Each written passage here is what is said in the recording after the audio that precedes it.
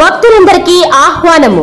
అమ్మలకన్న అమ్మ, ముగ్గురమ్మల మూలపుటమ్మ, భక్తుల పాలిట కొంగు బంగారమై కోరిన కోర్కెలు తీర్చే కల్పవల్లి తిరుపతి జిల్లా వెంకటగిరి టౌన్ ఎన్టీఆర్ కాలనీలో వెలసియున్న శ్రీ శ్రీ శ్రీ ముత్యాలమ్మ అమ్మవారి జాతర మహోత్సవం మార్చి 26, 27 తేదీ బుధ గురువారాల్లో జరుగును. ఈ అమ్మవారి జాతర మహోత్సవానికి 50 మంది భక్తులు విచ్చేసి అమ్మవారిని దర్శించుకుని అమ్మ కృపకు పాత్రులు కావలసిందిగా కోరుచున్నాం. ఇట్లు ఆలయ committee. Welcome to MMC news.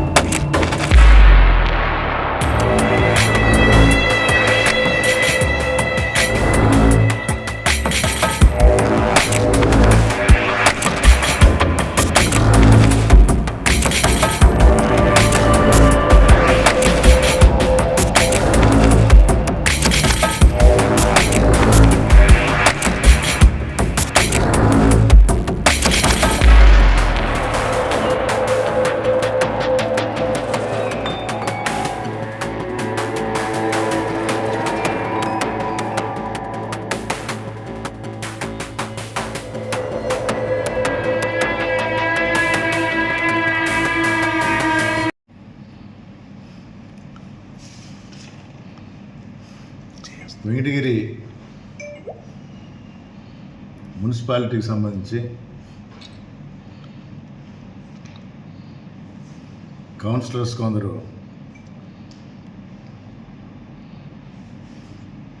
Chairman Nakka Bhanupriya మీద అవిశ్వాస తీర్మానం పెట్టడం జరిగిందని నా దృష్టికి వచ్చింది.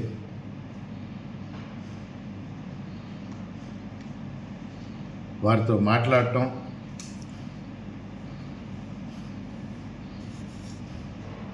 ఇంతలోకి నంబర్స్ సరిపోయాయని కలెక్టర్ గారు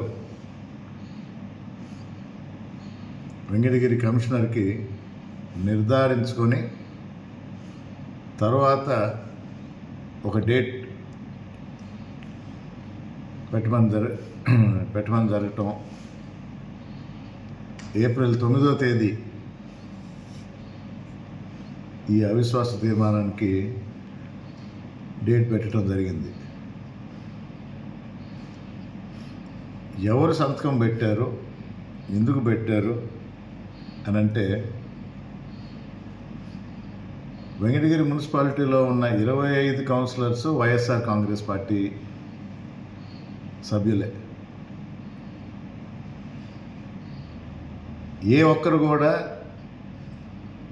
రిజైన్ చేయలేదు, తిరిగి పోటీ చేయలేదు. అందుకని ఏ సీటు ఖాళీ లేదు, ఏ సీటు మారలేదు. ఇప్పటికీ 25 మంది సభ్యులు వైఎస్ఆర్ కాంగ్రెస్ పార్టీ సభ్యులే.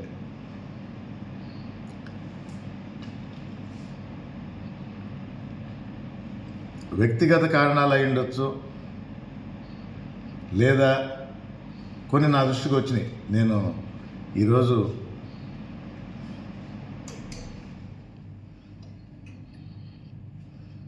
ఒక 18 మంది కౌన్సిలర్స్ నా దగ్గరికి రావటం జరిగింది. 2 సభ్యులు అనారోగ్య కారణంగా బెడ్లో ఉన్న ఫోన్ చేసి మాట్లాడటం జరిగింది. వీళ్ళందరితో మాట్లాడితే తెలిసి వచ్చిన విషయాలు రకరకాలు, ఒక్కొక్కరు ఒక్కొక్క కారణం అయి ఉండొచ్చు. కానీ తెలియజేసింది ఏంటి అంటే, నా పేరు కూడా వాడటం జరిగింది. నా దగ్గర క్లియరెన్స్ తీసుకున్నట్టు, నేను అడ్డుపడినట్టు,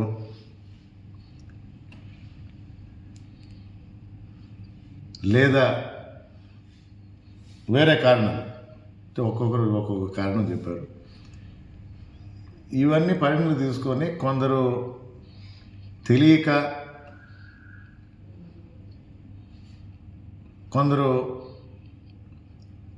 తొందరపెట్టి, అంటే రేపు రామ్కుమార్ రెడ్డి వచ్చిన తర్వాత ఆయన చెప్పినట్టు నడుచుకుంటామని చెప్పినా అలాగే అని చెప్పి సంతకాలు తీసుకోవటం కూడా జరిగింది. ఇవన్నీ ఎందుకు చెప్తున్నానంటే, ఇదేదో ఇంటర్నల్ ఇష్యూ లాగా ఒక చిన్న, ఇదేం పెద్ద కొంపలు మునిగేది కాదు, మీరు సంతకం పెట్టండి, ఆయన అడ్డుపడటం లేదు, లేకపోతే మీకు చెప్పుండేవాళ్ళు కదా అని రకరకాలు ఒక్కొక్కరు ఒక్కో రకంగా చెప్తా ఉన్నారు.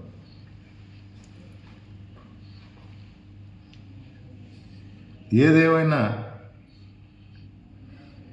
ఒక ప్రొసీజర్ ఉంటుంది. ఆ ప్రొసీజర్ ప్రకారం నంబర్స్ సరిపోయినప్పుడు అవిశ్వాస తీర్మానం జరిపి తీరాలి. కలెక్టర్ గారితో కూడా మాట్లాడటం జరిగింది. ఉన్న కొన్ని డౌట్లు కూడా ఎక్స్ప్రెస్ చేసాం. ఈరోజే డేట్ ఇచ్చారు కాబట్టి మా కౌన్సిలర్స్తో మాట్లాడటం, ఎవరు కూడా పార్టీని విడిచిపెట్టి వెళ్ళే ఉద్దేశంలో లేరు. అయినా ప్రొసీజర్ ఫాలో అవ్వాలి కాబట్టి మేము కూడా స్టడీ చేసి నోటీసులని, విప్లని, దాన్ని ఇప్పటి వరకు చేసిన ప్రక్రియ కూడా ప్రొసీజర్ ప్రకారం చేశారా లేదా అనే విషయం కూడా తెలుసుకొని దాని ప్రకారం ముందుకు వెళ్ళాలని ఆలోచన ఉంది. 3 రోజుల క్రితం జరిగిన విషయం కూడా నా దృష్టికి వచ్చింది. ఏంటంటే, అవిశ్వాసం పెట్టిన వ్యక్తికి తెలుగుదేశం పార్టీ సపోర్ట్ చేస్తున్నట్టు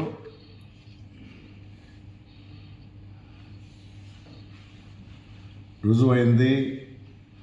రూఢీగా మా కౌన్సిల్ సభ్యులే చెప్పడం జరిగింది.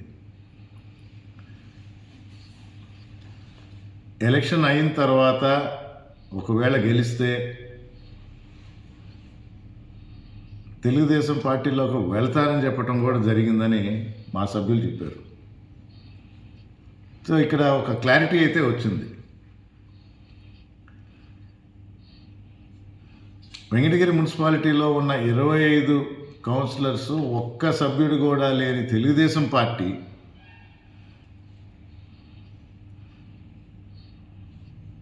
రంగంలోకి ఒకరిని ఎంచుకొని దింపి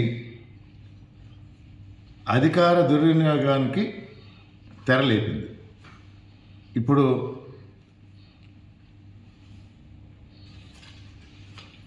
మెజారిటీ కాదు, 100% సభ్యులున్న వైఎస్ఆర్ కాంగ్రెస్ మీద తెలుగుదేశం పోటీకి దిగుతుంది. ఎలా సాధ్యం? మీరే చెప్పండి, ఎలా సాధ్యం? 25 మందిలో ఒక్క సభ్యుడు కూడా లేదు తెలుగుదేశానికి. కానీ